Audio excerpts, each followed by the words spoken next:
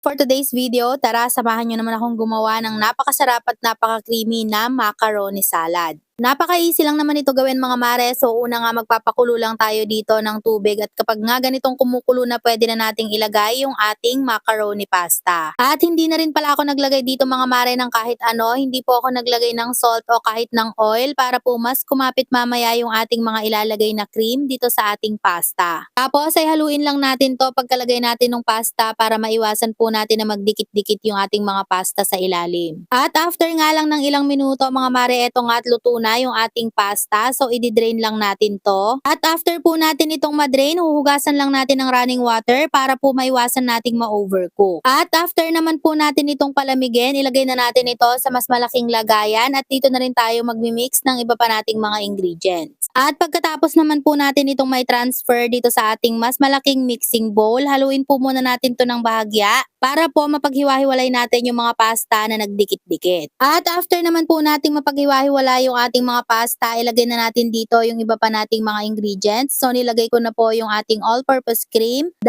can ng condensed milk, at next naman mga mare, maglalagay din tayo dito ng 2 pouch ng mayonnaise. And kung gusto nyo naman po na mas creamy ang inyong macaroni salad, pwede nyo pong dalawahin ang inyong all-purpose cream. Tapos ay i-mix lang po natin ito ng maayos hanggang sa mag-combine na po lahat ng mga ingredients na nilagay natin dito. At after po natin itong mahalo ng maayos, kapag nag-combine na po lahat ng mga pampalasa na nilagay natin, next naman, pwede na nating ilagay dito yung ating fruit cocktail at yung ating sliced cheese. Naglalagay po ako dito ng sliced cheese para po mas masarap.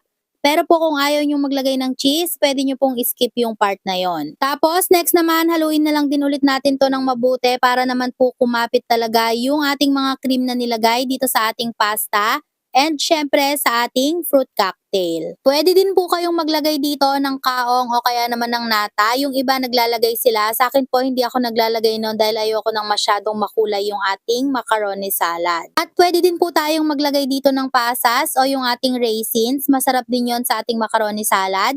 Pero dahil hindi po available ay hindi ako nakapaglagay. Tapos, after naman natin itong haluing mabuti, pwede na natin itong i-transfer sa ating mga lagayan. So, dahil pang benta po itong gagawin ko, ilalagay ko to sa ganitong lagayan o yung ating microwavable tub. Pero po kung hindi nyo naman gagawing pangbenta, ay bahala na po kayo kung saan nyo ilalagay. Pero kung balak nyo din pong magbenta ng macaroni salad, mas maganda po na ganito yung gawin nyong lagayan dahil po mas magandang tignan at kitang-kita po talaga yung loob nito. At sa recipe na to mga mare, nakagawa ako dito ng 10 pieces or 10 tubs ng ating macaroni salad. At kung gagawin naman po natin itong pang negosyo, pwede natin itong ibenta ng